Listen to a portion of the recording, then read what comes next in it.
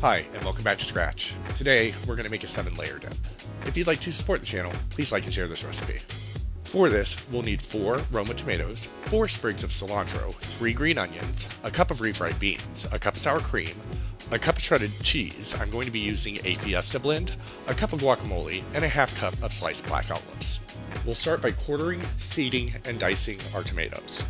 We'll put them in a bowl, then tear the leaves off of our cilantro and roughly chop them.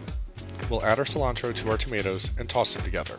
Then we'll thinly slice our green onions and slice our black olives until we have a half cup. After we've prepared our vegetables, we'll assemble our dip. We'll spread our cup of refried beans in the bottom of a 2-quart casserole dish. Then we'll sprinkle on our cup of shredded cheese and smooth our guacamole over our cheese layer. Sprinkle on our green onions and smooth our sour cream over them. We'll top the sour cream with our tomato and cilantro mixture and top the dip with our sliced black olives. We'll serve this immediately with tortilla chips or cover it in plastic wrap and allow it to chill in the refrigerator. And remember, if you like the content, please subscribe.